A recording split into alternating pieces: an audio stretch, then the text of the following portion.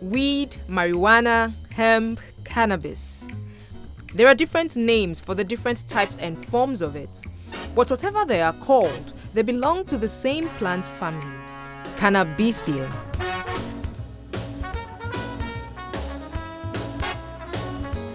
Cannabis is believed to have many health benefits, but along with that comes a nuanced identity as an identifier of mischief and a gate pass to mental and psychological health issues. But how factual is this? Many cultures on the continent do not applaud its use. However, it is a fairly common commodity in our cities and villages. The border guys now, for example, these are the guys who are the day-to-day people for transportation, the day-to-day mode. And if you ask any single one of them at any given time of day, like, I was going to now speak in Uganda, but they will be like, I need you to get me some. Literally, all you have to do is stand in that same position you've been at, 5 minutes tops even. You will have 3 different guys bringing 3 different strains telling you like, yes, we're ready. Do you have the money though? That's really, it's availability is based off of finances. If you have the money, you will get what you need. Marijuana is cheap and at the same time expensive in Nigeria, depending on the strain you're consuming. The higher the THC level, the more expensive it is. Now the price ranges from say 100 naira for a joint to like 20,000 naira a gram. The gram can give you about 2 joints. For those that that consume that in their food or take it as a tea, there's no need for it. Yeah, so as the pricing goes, I was saying it's about 500 Ugandan shillings, so that's roughly 50 naira. And then like with the grades of it now, I don't want to get too much into the detail, but then there's obviously now these private growers who are going to tell you like, this is now hashish coming from Morocco. I got the seed from some other guy who did this, smuggled it here, how, ta. It gives you this whole spiel about how it came in, and then that's going to drive up the price, the quality of it, how long he has been growing it, has he been drying it for you? All these different things play into the final price that you end up paying for it. But when it comes to the normal stuff, the sada that we spoke about earlier, that's going to cost you about 50 naira and you're good to go. In a country like Nigeria, although inedible products made from cannabis are sold openly, cannabis ingestion is not legal at all, in any form. If you're using cannabis in Nigeria, you're a criminal. So if people look at it negatively, they look at it that you're already using cannabis, you're a criminal. Then how big a criminal are you? Are you an armed robber? Are you a kidnapper? So it's always going to be looked as like that until we start educating people about the benefits of marijuana, especially with our healthcare system that is not that great, and the medical benefits of marijuana with regards to treating cancer and so on.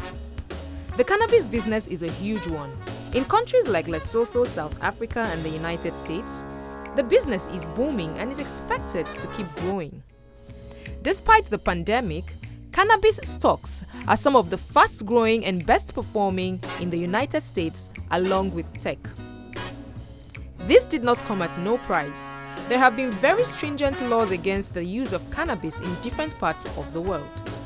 NORMAL is a 51-year-old international organization that pushes for the legalization of responsible use of cannabis by adults. It also serves as an advocate for consumers to ensure that they have access to high-quality cannabis that is safe, convenient, and affordable. The laws were very oppressive. It was removed from history books. It was shunned upon. People were stigmatized. People are still to this day being incarcerated and their lives changed. And I think if it wasn't for, I think we're going to see activism groups, there's many groups, but I think we're going to see NORMAL here for another 50 years at least. I think there's still a huge journey with regards to addressing the wrongs of the past, with regards to incarcerating people that have been put in jail for a simple plant. Chris is with NORMAL in South Africa and works on campaigns to push important conversations around cannabis-related issues. For him, it is important to decriminalize cannabis and its products as much as possible and look into how the plant can be milked for the good that it can do. I don't really think looking at a market, either medically or recreationally, hugely important. I think they should be used. They should be cross-pollinated, and we should be using cannabis again in our diets. When conversations around legalization or trade of cannabis are had, one of the issues usually raised is that of the risk of abuse. We could spend an hour speaking about that. People have written books about how to open up a cannabis market. It's a very diverse market, very similar to the alcohol trade.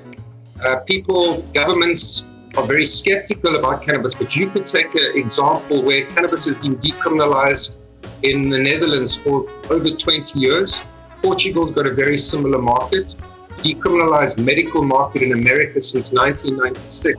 Why do we eliminate ourselves from a $150 billion industry? We have fertile land to grow this. So a lot of them, they've even cleared the pathway to export it first. First of all, it's legal in some places. Why can't we grow it and export it? Let's even leave legalization out of it for now. Several studies point toward a bright future for the cannabis industry. According to Precedence Research, the global legal marijuana market size was accounted for at $17.5 billion in 2019 and predicted to reach around $65.1 billion in 2027. However, there are issues. Legal marijuana is rigged. The problem with regulation, even in countries that allow some form of marijuana cultivation and use, is that the market is closed to low and middle income people. Interested individuals and companies need to purchase a license to grow the plant, and because the fee for the license is high, it seems to be an elitist industry. So while the rich who can afford the licenses grow and trade legally, the small players, some of whom had been in the business before legalization, stay underground and sell to the black markets. I think I'm having an overdose of the store with my wife. Overdose of what? Marijuana. I don't know if it had something in it. Can you please send rescue? Do you guys have fever or anything? No, I think we're dying. Okay, how much did you guys have? I don't know, we made brownies, and I think we're dead. Time is going by really, really, really, really slow. Away from the business, how true are the assertions about cannabis being a gateway drug? And how different is it from other drugs like alcohol? Dr. Emmanuel Essien is a licensed physician in Ukraine and a licensed general medical practitioner in Nigeria. Cannabis comes in two forms. There are forms that it comes with tetrahydrocannabinol. For anyone who consumes such, you're going to get very high, you end up having psychosis, and a lot of side effects follow. While the other one is the one we use medicinally, and we call it medical cannabis. We use it to manage cases of severe pains or muscle spasms, or people that had epilepsy, or people that are on chemotherapy. You don't just use cannabis without a doctor's prescription. And in some societies, in some countries, people consume it, they have legal access to it. But on the long term, we know that cannabis, which contains tetrahydrocannabinol, is not good to be consumed without control, and it's not advisable at all, because this ends up causing psychosis, depression, hallucination, vomiting, body weaknesses, and a lot of things follow up. In March 2020, when lockdown measures were about to be enforced, Bloomberg reports that cannabis use reached an all-time high. In Nigeria, where cannabis is still illegal, some anonymous respondents said it was an integral part of coping with the uncertainties and accompanying anxieties of the period. Don't get it twisted. A lot of people also believe if you consume it in moderate quantity, not so aggressive in consumption, it does relax a lot of people, lack of head. But whatever is addictive, as doctors we always advise, you must get a specialist or a doctor's prescription or direction.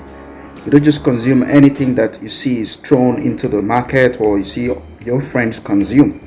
It has a high level of dependency where people cannot stay without taking it. A lot of people are addicted to it. Carl Hart is a neuroscientist and a professor of psychiatry and psychology at Columbia University. He has done extensive research in the area of drug abuse, but his work is rather controversial as it goes against largely accepted ideas about drug use and abuse. He believes that notions of drug abuse that are currently accepted as facts are largely rooted in culture and legality. While he agrees that many people who have taken harder drugs like cocaine and heroin have taken some form of cannabis beforehand, he argues that there is a much higher percentage of people who take cannabis regularly but do not move on to take harder drugs. I feel it's hypocritical that we as a people accept alcohol and tobacco, and at the same time we reject marijuana. Cannabis is as well as addictive substance, like the way people get addicted to alcohol, and the same way alcohol contains, when you take it too much, it converts to acetaldehyde in the liver and becomes very toxic for the liver and the kidneys. So the main idea is you have to avoid consuming cannabis, especially in its complete form that contains the addictive component of it. According to articles in Harvard Health Publishing, while the body is going through alcohol withdrawal, there is a risk of heart attack, stroke, or even death. On the flip side, while cannabis withdrawal certainly exists, it is not life-threatening or medically dangerous. Advocates of cannabis legalization hold on to the fact that alcohol, which is a more dangerous drug, is allowed and unregulated in many countries where cannabis is prohibited.